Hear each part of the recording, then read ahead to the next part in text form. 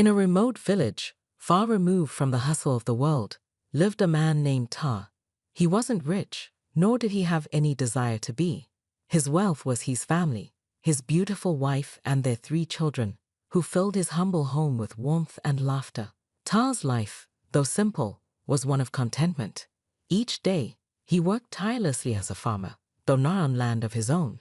He toiled under the sun, bending over crops that would feed other families, always grateful for the opportunity to provide, however modestly, for his own. In the early hours of the morning, before the village stirred, Ta would rise, his body already wearied from the previous day's labor, but his spirit unbroken.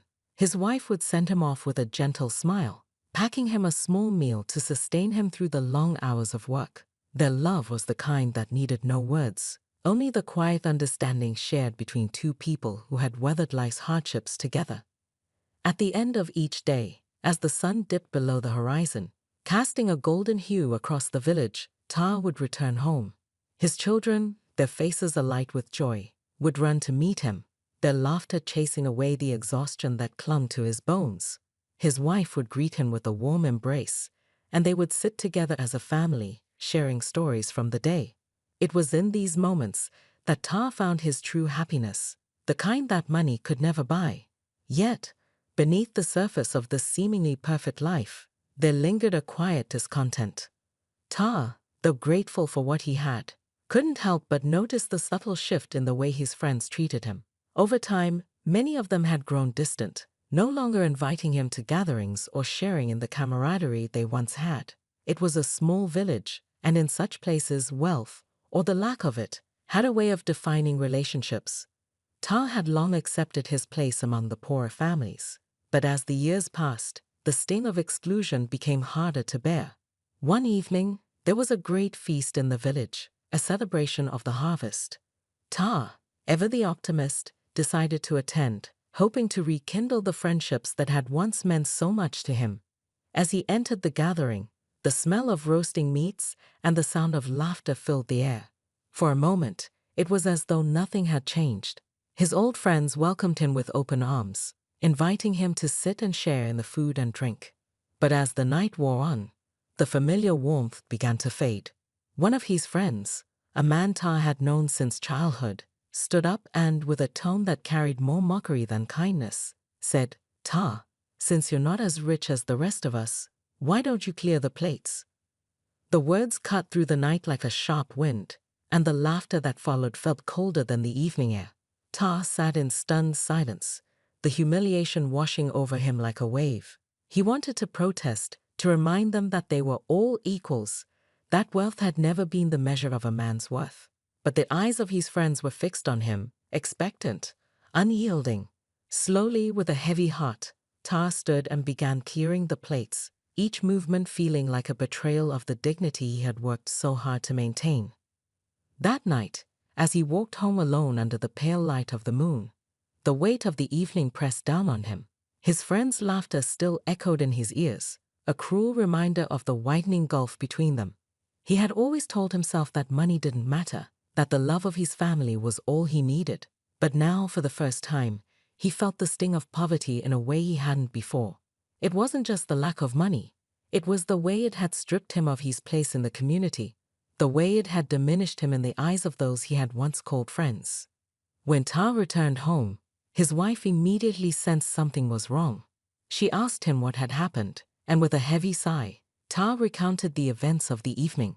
His wife listened quietly, her expression softening with understanding. "It doesn't matter what they think," she said gently. "We have each other. That's all that matters."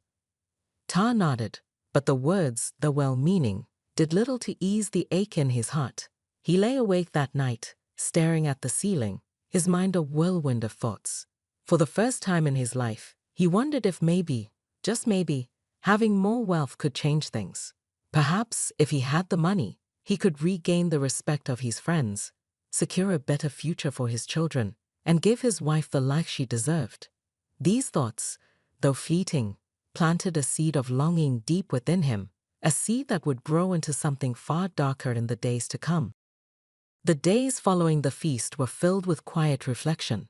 Ta continued to work the fields, his hands rough from labor, his back aching under the relentless sun. But his mind was elsewhere. Each day, the thoughts of wealth and status that had once been distant whispers grew louder, more persistent. He found himself wondering what life might be like if he could provide more for his family, not just enough to survive, but enough to thrive. He imagined his children dressed in fine clothes, his wife no longer burdened by the daily struggles of trade, and himself walking through the village, greeted with respect rather than pity. It was during one of these long reflective days that a change came to Ta's life, one that he could never have anticipated. The harvest season was nearing its peak, and with it came the promise of a few more coins for the hard work he had put in. But coins would not be enough. The desire for more, for something greater, gnawed at him with increasing intensity. One evening, just as the sun was setting and the village was bathed in golden light, Ta made his way to the home of Chief Azuka, the wealthiest man in the village. Chief Azuka's fields were vast, and his influence stretched far beyond the boundaries of the village. He was a man who commanded respect wherever he went, his wealth affording him a life of ease and luxury that few could imagine. Ta approached the chief with humility, his cap in his hands, bowing slightly as he stood before him. "Chief Azuka," Ta began, his voice steady but laced with the weight of his request, "I would like to offer my help with the harvest. I can bring my sons with me, and together we will work hard to make sure everything is done on time." The chief regarded Ta for a moment, his eyes narrowing in consideration. "Very well," Chief Azuka said after a pause. "I need all the help I can get this season. You and your sons may start tomorrow." Gratitude flooded through Ta as he thanked the chief and made his way home. This, he thought, could be the opportunity he had been waiting for, the chance to prove himself, to earn a larger sum than he ever had before. That night, as he lay in bed, his mind was filled not with the usual exhaustion, but with hope. The next day, before the sun had risen, Ta and his sons made their way to Chief Azuka's farm. The air was cool, and the ground was still damp with the early morning dew as they began their work. Hour after hour, they toiled under the sun, their hands moving with precision as they harvested the crops. The work was hard, grueling even, but Ta felt a sense of determination he hadn't known before. He pushed through the fatigue, his mind focused on the reward that awaited them at the end of the harvest. Day after day, Ta and his sons returned to the fields, their bodies growing more tired with each passing hour, but their spirits remained high. The crops were abundant that year, and as they filled sack after sack with the fruits of their labor, Ta couldn't help but imagine the riches that would soon fill his home. Finally, after many days of back-breaking work, the harvest was complete. With a sense of accomplishment, Ta made his way to Chief Azuka's home to collect his payment. His sons followed closely behind, their faces flushed with the pride of a job well done. As they stood before the chief, Ta spoke with confidence. "The harvest is finished, Chief Azuka. We have done all that you asked. May we now receive our payment?" The chief, his face expressionless, nodded slowly and reached into his pocket. He handed Ta a small pouch of coins, much smaller than Ta had expected. "Here is 1/3 of what I owe you," Chief Azuka said, his voice cold and detached. "Come back tomorrow for the rest." Ta blinked, surprised by the chief's words. He had never been asked to return for the remainder of his payment before. A sense of unease began to creep into his thoughts, but he pushed it aside, unwilling to let doubt cloud what had been a successful harvest. He thanked the chief and left, the pouch of coins heavy in his hand, though far lighter than it should have been. That night, as Ta and his family sat around the dinner table, his wife noticed the strain in his expression. "What troubles you, Ta?" she asked gently, her eyes filled with concern. Ta sighed deeply, rubbing a hand over his tired face. "Chief Azuka has only paid me part of what he owes. He told me to come back tomorrow for the rest. I do not know why, but it worries me. He has never done this before." His wife reached across the table, placing a comforting hand over his. "Don't worry, my love. You have worked hard, and the chief will pay you what you are owed. Let us enjoy the meal and put your worries aside for now." Ta nodded, though the weight of his concern remained. That night, sleep eluded him. He lay awake, his mind racing with thoughts of what might happen the next day. The chief's behavior had unsettled him, and he couldn't shake the feeling that something was amiss. But the promise of the remaining payment kept him hopeful. The following morning, Ta returned to Chief Azuka's home, his heart heavy with both hope and trepidation. As he approached the grand house, he was greeted by the sight of the chief sitting on his porch, a wide smile stretching across his face. "Ah, Ta," the chief called out, gesturing for him to come closer. "Come sit with me. Let us share some food and drink before we discuss your payment." Ta hesitated, the chief's unusual hospitality only deepening his sense of unease. But he complied, sitting down across from the chief as a maid served them both a lavish meal. The food before him was far more extravagant than anything Ta had ever seen in his own home. And the contrast was not lost on him. As they ate, Chief Azuka leaned back in his chair, his eyes glinting with something Ta couldn't quite place.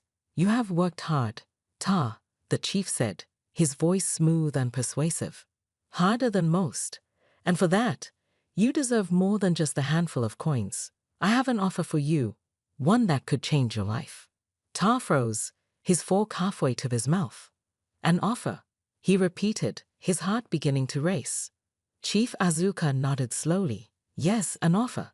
A way for you to become rich, richer than you could ever imagine. And all without the need for more backbreaking labor. You see, there is a man who lives at the edge of the forest, an old friend of mine. He has the power to make men like you wealthy beyond their wildest dreams. All it requires is a small ritual. No blood will be spilled, I assure you. But in return, the gods will grant you wealth, enough to last a lifetime." Ta's heart pounded in his chest, the chief's words swirling in his mind. Wealth? Without labor? It sounded too good to be true. And yet, the thought of such riches, of finally providing the life he had always dreamed of for his family, was intoxicating. He could see it so clearly, the fine clothes, the grand house, the respect of his friends and neighbors, all of it within his grasp. But deep down, a voice of caution whispered in the back of his mind. "I don't know, Chief Azuka," Ta said slowly, his brow furrowed with uncertainty. "This sounds dangerous." The chief smiled, his eyes gleaming with reassurance. "There is no danger, Ta, only opportunity. You are getting older, my friend. Soon you will no longer be able to work the fields as you do now. Think of your family, of your children.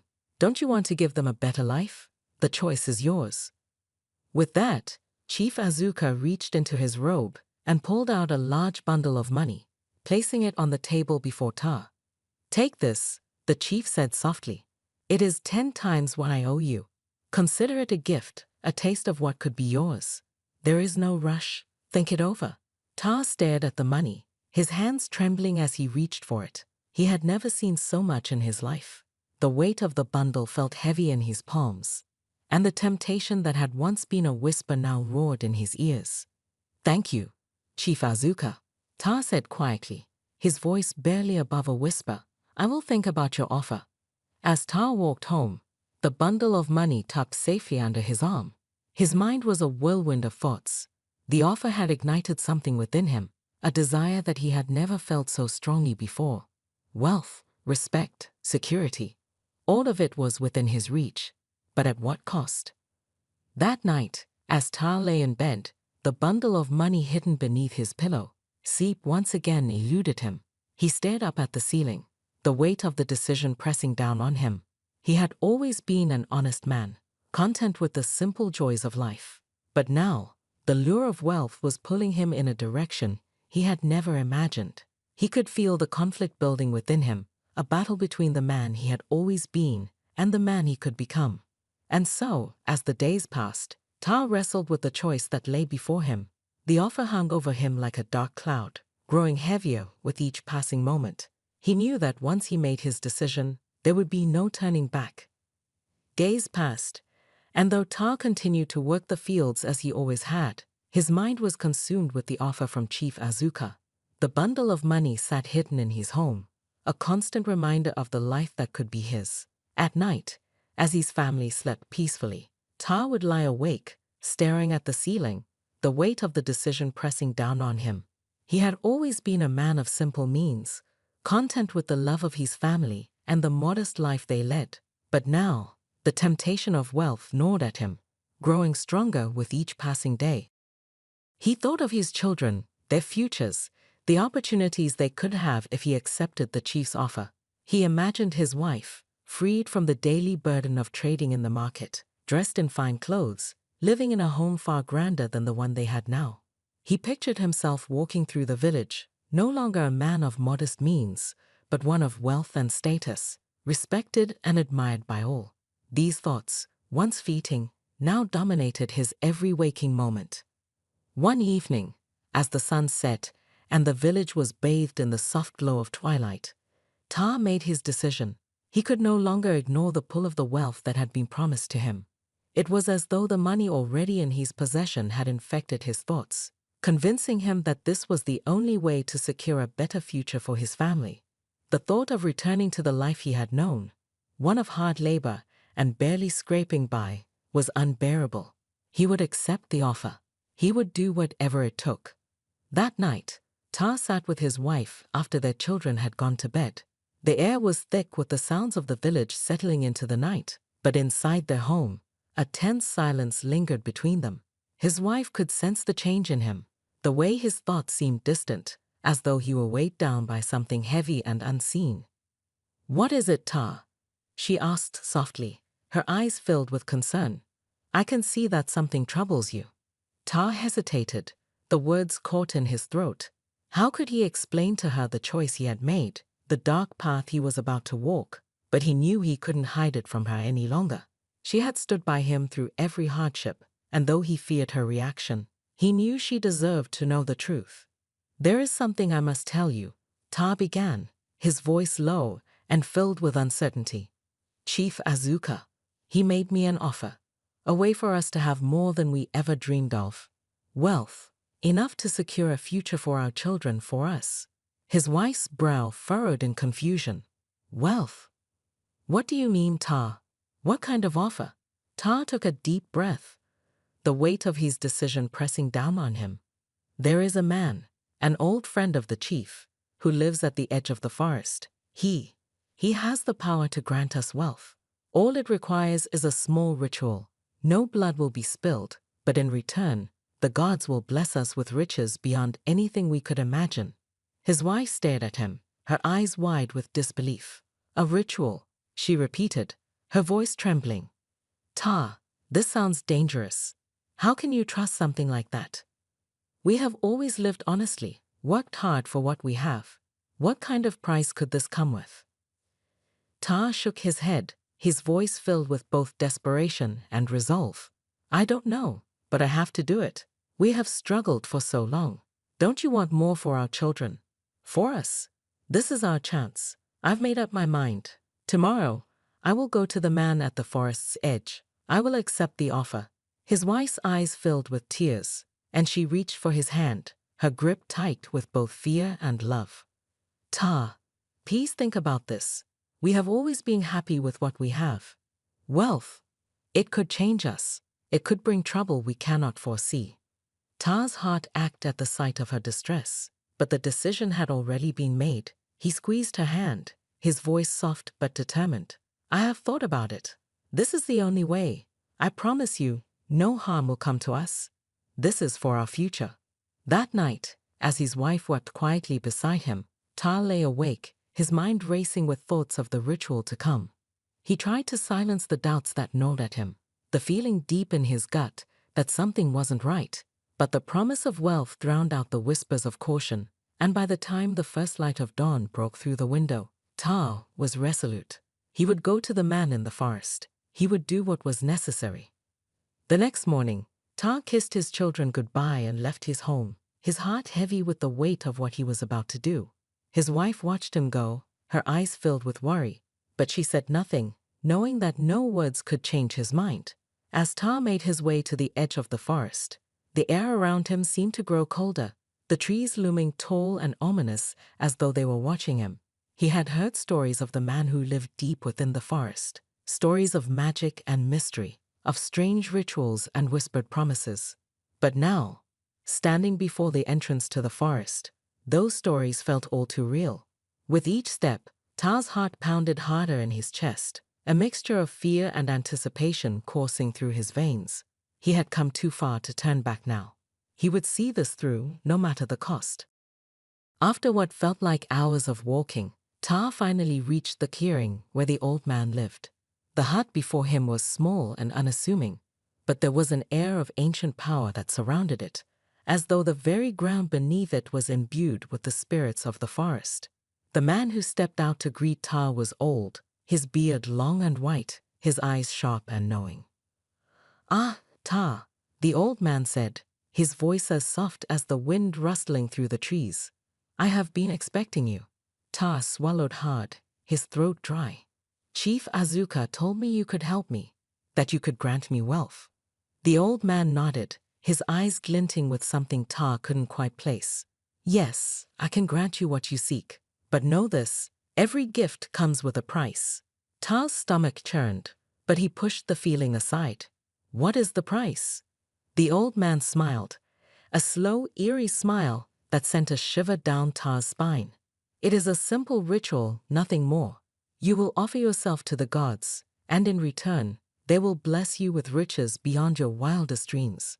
There will be no bloodshed, no pain, only the exchange of power." Ta hesitated, the weight of the old man's words settling over him like a thick fog. But the promise of wealth, of a better life for his family, was too great to resist. He nodded, his voice steady despite the fear that gnawed at him. "I will do it." The old man gestured for Ta to follow him, leading him to the center of the clearing. There, a circle of stones had been laid out, strange symbols etched into the ground at its center. The air around them felt heavy, charged with an energy that made Ta's skin prickle. "Stand in the circle," the old man instructed, his voice low and rhythmic. "And do not move." Ta obeyed, stepping into the circle as the old man began to chant in a language Ta did not recognize. The air around them seemed to shimmer, and a strange warmth spread through Ta's body as the old man continued his incantations. The old man approached Ta with a small bowl of dark oil, his eyes never leaving Ta's face. "This oil will seal the pact," he said, his voice barely above a whisper. "Rub it on your skin, and the gods will bless you." Ta took the bowl, his hands trembling as he dipped his fingers into the thick oil. Slowly, he began to rub it over his skin, the warmth intensifying with each stroke. The old man's chanting grew louder, filling the clearing with an eerie, otherworldly sound. As the oil soaked into his skin, Ta felt a strange sensation, a rush of energy that coursed through his veins, as though the very air around him had come alive. When the ritual was complete, the old man handed Ta a small pouch filled with gold coins. "This is only the beginning," the old man said, his voice soft and knowing. "More will come to you. Go now and take care of your family. But remember, there is always a price to pay." Ta took the pouch, his heart pounding in his chest. He thanked the old man, though the words fell hollow in his mouth. As he made his way back through the forest, the weight of the coins in his hand felt heavier than it should have, as though they carried with them the burden of the decision he had made. When he returned home, his wife and children were waiting for him, their faces alight with joy at the sight of the gold he held in his hands. "Is this real?" his wife asked, her eyes wide with wonder. "Yes," Ta replied, his voice quiet. "It is real. The gods have blessed us." That night, they celebrated with a feast, the joy and excitement of their newfound wealth filling their home.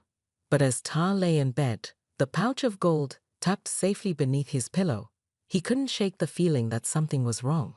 The old man's words echoed in his mind. There is always a price to pay. In the days that followed the ritual, Ta's life began to change in ways he could never have imagined. The small pouch of gold coins was only the beginning. Each morning, Ta would wake to find more coins waiting for him, as though the very earth had blessed his home with endless riches. His humble dwelling, once plain and modest, quickly became adorned with the finest furnishings. Gold and silver trinkets sparkled in every corner, and his children, who had once worn simple clothes, were now dressed in garments finer than any in the village. Word of Tar's sudden wealth spread quickly through the village. The once poor farmer, who had been shunned and overlooked by many, was now the subject of whispered conversations wherever he went. The villagers could not fathom how Tar, who had struggled alongside them for so many years, had risen to such heights so quickly. Some speculated that he had found a hidden treasure, while others believed he had been blessed by the gods themselves. Whatever the reason, one thing was certain: Tar was no longer the man they had known. At first, the change was exhilarating. Tar's family, once accustomed to scraping by on what little they had, now lived a life of comfort and ease. His wife, though still wary of the sudden wealth, couldn't deny the joy that came from seeing their children well fed and clothed in the finest silks. Tar's sons, who had once worked alongside him in the fields, now spent their days playing and enjoying the luxuries their new life afforded. His daughter, Amina, was the light of his life, and her laughter filled their home, a constant reminder of the happiness they had long sought. But as the days turned into weeks, the weight of the decision Tar had made began to settle over him like a dark cloud. He couldn't shake the feeling that something was amiss, that the wealth which had come so easily would not stay without cost. The old man's words echoed in his mind. There is always a price to pay. Tar's old friends, who had once shunned him for his poverty, now flocked to his side. They praised him for his newfound success, showering him with compliments and seeking his favor. They invited him to their homes, offering him the best seats at their tables and treating him with the respect he had long craved. But Tar remembered how they had treated him before, how they had laughed at him, humiliated him, and turned their backs when he needed them most. Though he accepted their invitations and their flattery, a part of him remained distant, wary of their intentions. One evening, as Tar sat in his newly furnished home, surrounded by the trappings of wealth, his wife turned to him, her face etched with concern. "Tar," she said softly, "I am happy that we have all of this now, but something does not feel right.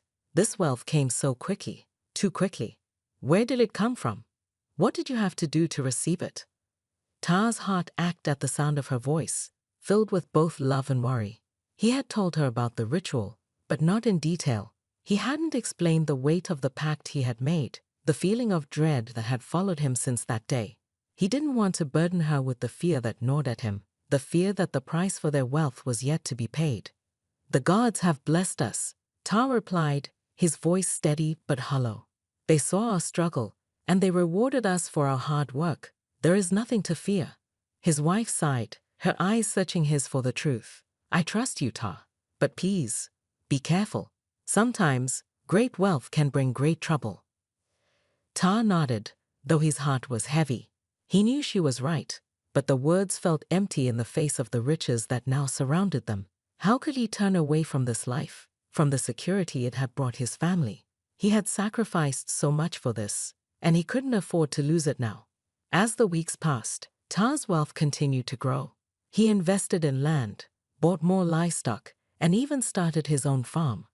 The villagers, once skeptical of his sudden rise, now saw him as a man of great influence. They came to him for advice, for loans, and for favors.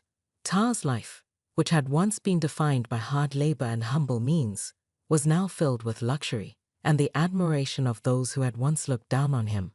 But with the wealth came a growing sense of isolation. Though the villagers praised him, though his old friends had returned to his side, Tar couldn't shake the feeling that he was alone in his success. The people around him, even those closest to him, seemed distant, their eyes filled with envy and suspicion.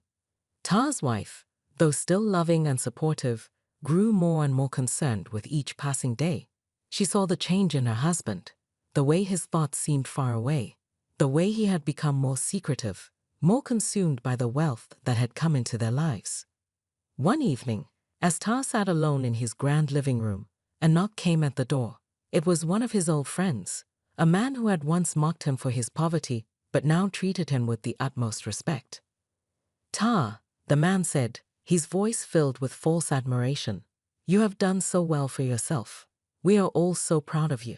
But I must ask, how did you come by such wealth so quickly? Surely there is more to it than just hard work and divine blessing?" Tar stiffened, his mind racing. He had been careful not to reveal the truth of the ritual, to keep the secret of his wealth hidden from those around him. But now, his friends were beginning to question, to dig deeper into the mystery of his fortune. "The gods have been kind to me," Ta replied, his voice tight. "That is all there is to it." But his friend wasn't satisfied with the answer. "Come now, Ta," he said, his tone soft and coaxing. "We are your friends. You can trust us. Tell us the truth. How did you become so rich? If you share your secret, we can all benefit. We can all be as wealthy as you." Ta's heart raced, the old man's words echoing in his mind once again. There is always a price to pay.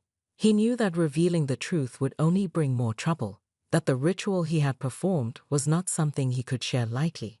The gods had granted him wealth, but they had also warned him of the consequences. "I cannot share what is not mine to give," Ta said firmly. "This wealth was a gift, and I must keep it secret." His friend's expression darkened, and Ta could see the frustration building behind his eyes.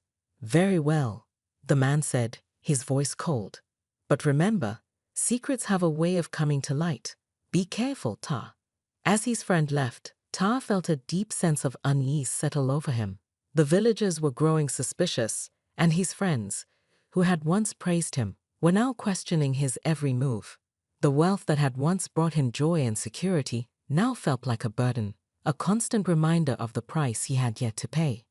That night, as Ta lay in bed, unable to sleep, he felt the weight of the gold coins beneath his pillow like a stone pressing down on his chest. He had thought that wealth would solve all of his problems, that it would bring him happiness and respect. But now, he saw that it had only brought more questions, more fear, and more isolation. The promise of easy riches had turned into a curse, and though Ta had tried to ignore it, he knew deep down that the price for his wealth was still to come. Ta's heart raced, the old man's words echoing in his mind once again.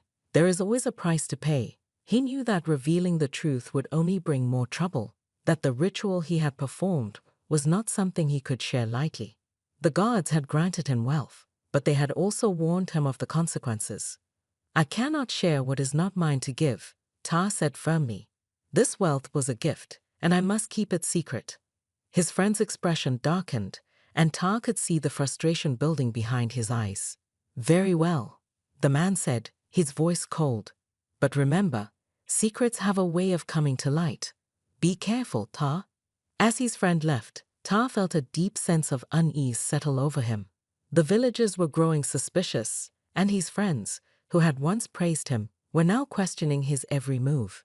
The wealth that had once brought him joy and security now felt like a burden, a constant reminder of the price he had yet to pay. That night, as Ta lay in bed, unable to sleep, he felt the weight of the gold coins beneath his pillow like a stone pressing down on his chest. He had thought that wealth would solve all of his problems, that it would bring him happiness and respect. But now, he saw that it had only brought more questions, more fear, and more isolation. The promise of easy riches had turned into a curse, and though Ta had tried to ignore it, he knew deep down that the price for his wealth was still to come.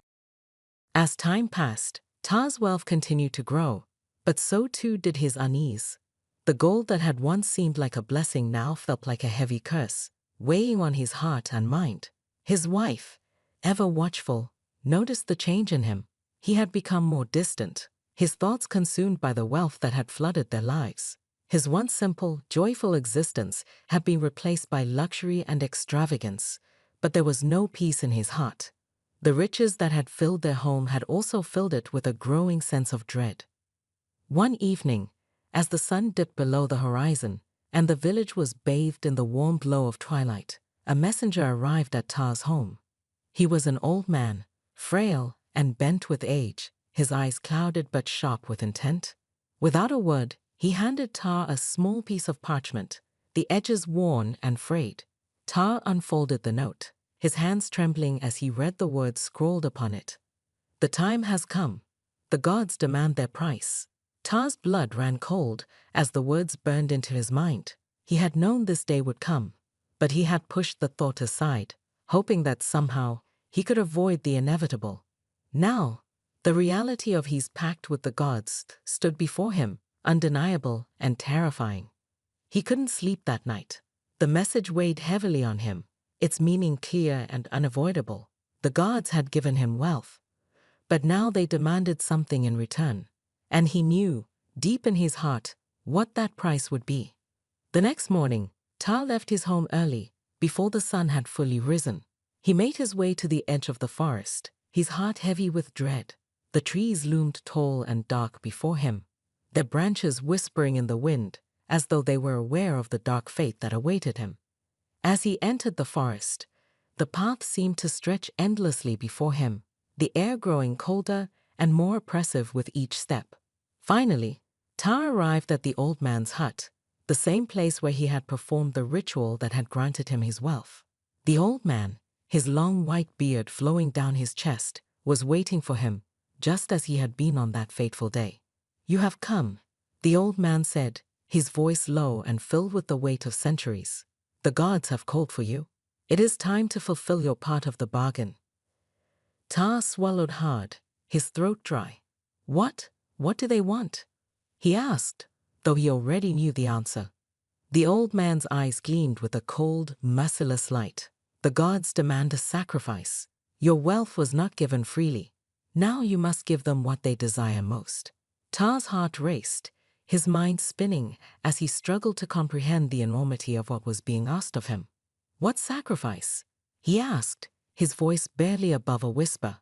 The old man's gaze pierced through him, cold and unyielding. "Your daughter, Amina." The world seemed to tilt beneath Ta's feet, his vision blurred, his mind reeling with horror. No, not Amina," he whispered, his voice trembling. "She is my only daughter. I will not." But the old man's expression remained impassive. "The gods have spoken. You have 7 days to make your decision. If you do not sacrifice her, the gods will take her themselves. And if you refuse, you will lose everything: the wealth, your sanity, your life. The gods do not forgive." Ta staggered back, his mind spinning in disbelief.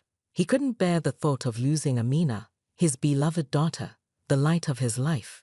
She was kind and gentle, loved by everyone in the village. How could he sacrifice her to the gods for wealth that now felt like a curse? "No," Ta said, his voice weak but filled with desperation. "There must be another way. Please, I beg you." But the old man shook his head slowly. "There is no other way. The price must be paid. You have 7 days." Ta stumbled out of the hut, his legs weak and unsteady. The trees seemed to close in around him as he made his way back through the forest, the weight of the old man's words pressing down on him like a physical force. He couldn't think, couldn't breathe. The thought of sacrificing his daughter was unthinkable, yet the alternative was just as horrifying. If he didn't go through with it, the gods would take her anyway, and he would lose everything. When Ta returned home, his wife noticed immediately that something was wrong. She could see the fear in his eyes, the way his hands trembled as he held her. "What is it, Ta?" she asked, her voice filled with concern. "What has happened?" But Ta couldn't bring himself to tell her. He couldn't bear the thought of seeing the horror in her eyes when she learned what he had been asked to do. Instead, he simply shook his head, muttering, "Everything will be fine. Don't worry." But everything was far from fine. Over the next few days, Ta's mind spiraled into chaos. He couldn't eat, couldn't sleep, couldn't think of anything but the terrible decision that loomed over him. He watched Amina as she played in the yard, her laughter a painful reminder of the innocence he was about to destroy. She was his only daughter, his treasure, his joy. How could he even consider taking her life for the sake of wealth? Yet, as the days passed, the fear of losing everything gnawed at him. The thought of being cast back into poverty, of losing his sanity, his life, and his family was unbearable. The gods had given him no choice. They had taken hold of his life, his mind, and his soul, and now they demanded their due. On the 5th day, the pressure became too much.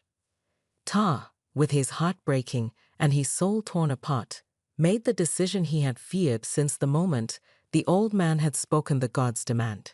He would do it. He would sacrifice Amina. That night, as the village slept, Ta prepared the ritual. He gathered the items the old man had instructed him to use: a small cup of black oil, a bowl of water, and a length of twine. His hands shook as he mixed the potion, his mind numb with dread. He could barely comprehend what he was about to do. But the weight of the god's threat was too great. He felt trapped, helpless against the forces that had ensnared him.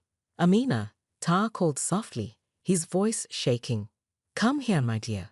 Amina, trusting and full of love for her father, came running to him, her face alight with joy. "What is it, father?" she asked, her voice sweet and innocent. Ta's heart shattered at the sight of her, but he forced himself to go through with the ritual. He handed her the cup, his hands trembling. "Drink this," he said, his voice barely above a whisper. "It will keep you safe." Amina hesitated, her brow furrowed in confusion, but she trusted her father, and without question, she drank the potion. Within moments, her eyes fluttered closed, and she fell into a deep sleep, unaware of the terrible fate that awaited her. Ta carried her to the edge of the forest, his heart heavy with guilt and despair. Each step felt like 1,000, the weight of his decision pressing down on him with unbearable force. He reached the clearing where the old man had instructed him to complete the ritual. The circle of stones still etched into the ground, the air thick with the same oppressive energy that had filled it the first time he had come. He laid Amina gently on the ground, her face peaceful and innocent, unaware of the horror about to unfold. Ta knelt beside her, his hands shaking uncontrollably. Tears streamed down his face as he prepared to complete the ritual. "I'm so sorry," Ta whispered, his voice breaking. "I'm so sorry, Amina." Just as he raised the twine to begin the final act, a piercing scream shattered the silence of the forest. "Ta!" No, it was his wife, her voice filled with desperation and fear. She had followed him, suspecting that something was terribly wrong. Ta froze, the twine slipping from his hands as his wife rushed into the clearing. Behind her, a group of villagers appeared, their torches lighting up the darkness. They had been awakened by her scream, and now they stood before Ta, their eyes filled with shock and disbelief. The villagers restrained Ta, pulling him away from Amina as his wife cradled their daughter in her arms, tears streaming down her face. "What have you done, Ta?" she cried, her voice trembling with grief and shock. "How could you?" Ta collapsed to the ground, his heart shattered by the enormity of his actions.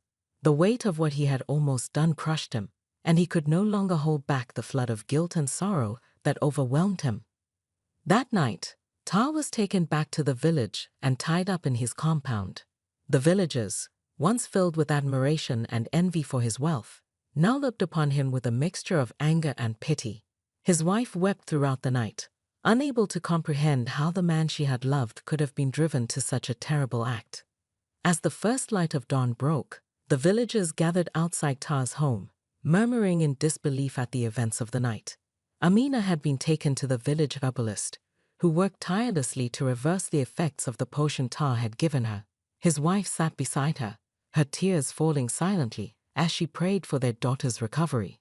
Meanwhile, Ta, broken and defeated, awaited his fate. As the sun rose over the village, the light of dawn brought no relief to the heaviness that hung in the air. The villagers, once filled with awe at Ta's newfound wealth, now gathered outside his home in disbelief. Word had spread quickly about what had nearly transpired in the forest that night, the terrible act that Ta had been moments away from committing. His wife, who had saved their daughter from a fate too horrific to imagine, sat vigil at Amina's side in the herbalist's hut, her heart shattered by the realization of what her husband had become. Amina, though still weak from the effects of the potion, slowly began to recover, her small body fighting against the dark magic that had threatened to consume her. The villagers, their anger growing with each passing moment, spoke in hushed tones, their eyes filled with a mixture of shock, pity, and rage. They had known Ta all their lives, respected him for his hard work and humility, but now they could not reconcile the man they once knew with the one who had been willing to sacrifice his own daughter for the sake of wealth. Before long, the village elders gathered, determined to take action.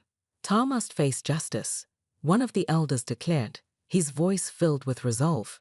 He has committed a grave sin, and the gods must be appeased. We will take him to the king. And so, with his hands bound and his head bowed in shame, Tar was led through the village, surrounded by the very people who had once admired him. The villagers whispered among themselves, their faces filled with a mix of anger and sorrow. Some could not believe that the man they had once called friend had been capable of such a horrific act, while others looked upon him with nothing but contempt. When they arrived at the king's palace, Tar was brought before the throne, his heart pounding in his chest. The grand hall was filled with the king's advisers, their eyes trained on the broken man who knelt before them. The king, a wise and just ruler, sat in silence for a moment, his gaze heavy with disappointment as he regarded Tar. "Is it true?" the king asked, his voice echoing through the hall. "Did you attempt to sacrifice your own daughter to the gods?" Tar, weakened by the weight of his guilt and the backlash of the dark ritual, fell to his knees and confessed. "Yes, my king," he whispered, his voice hoarse with grief. "It is true. I was manipulated by Chief Azuka. He promised me wealth if I performed a ritual, but I did not know it would come to this. I did not know it would cost me my daughter." The king's expression darkened as Tar spoke, his disappointment deepening. "Chief Azuka?" the king repeated, his voice filled with suspicion. "Explain yourself, Tar." With trembling hands, Tar recounted the events that had led him to that terrible night. He spoke of the old man in the forest, the ritual that had granted him wealth, and the immense pressure and fear that had driven him to such desperation. As he spoke, the hall fell silent, the gravity of his story hanging in the air like a dark cloud. When Tar finished, the king sat back in his throne, his brow furrowed in thought. He turned to his guards and gave a sharp command. "Find Chief Azuka. He must answer for his actions." But when the guards searched the village for Chief Azuka, they found that he had already fled. His house was empty, abandoned in the dead of night, leaving behind only the chaos and destruction he had orchestrated. It was clear that he had known what was coming and had disappeared before justice could find him. The king's face grew even darker at the news of Chief Azuka's escape. "Tar," the king said, his voice heavy with authority, "you have committed a grave sin. But I see that you were manipulated by a man more cunning and wicked than you. Your life will be spared, but you must atone for what you have done." Tar bowed his head, tears streaming down his face. "Thank you, my king," he whispered, his voice broken by the weight of his guilt. "You will spend the rest of your days in prison," the king declared. "There you will work to atone for your actions. Your wife and children may visit you, but you will never again live among the people you have wronged." And so, Tar was led away, his heart heavy with the knowledge that he had lost everything he had ever worked for. The wealth that had once seemed so important now meant nothing. The love of his family, once his greatest treasure, had been shattered by his own choices. The promise of easy riches had cost him far more than he could ever have imagined. As he sat in his prison cell, the sounds of the village echoing faintly in the distance, Tar found a small measure of solace in the knowledge that his daughter had been spared. Amina, the light of his life, would grow up without him, but she would be safe, loved, and cared for by her mother. Tar knew that he would spend the rest of his life trying to atone for the terrible choices he had made, but he also knew that he could never fully undo the damage he had caused. Over time, the story of Tar's fall from grace spread throughout the village and beyond. It became a cautionary tale, a reminder of the dangers of greed and the true cost of wealth. Parents would tell their children the story of Tar, the man who had once been humble and hardworking, but who had been tempted by the promise of easy riches and had nearly lost everything because of it. In his cell, Tar spent his days in quiet reflection, his hands rough from the work he had been given as punishment. He thought often of his family, of the life they now led without him, and of the happiness they might one day find again. He knew that he would never again walk among them, but he hoped that his story would serve as a warning to others, that they might avoid the mistakes he had made. Though Tar lived out the rest of his days in captivity, there was a strange peace that came with his isolation. He had paid a high price for his choices, but in the end, he found a sense of purpose in the knowledge that his story had meaning. The love of family, the integrity of one's character, These were treasures far greater than any amount of gold. And so, as the years passed, Tar's name became synonymous with the dangers of greed and the true meaning of wealth. His story, though tragic, lived on as a reminder to all who heard it that the greatest riches in life are not found in gold or silver, but in the love and trust of those we hold dear.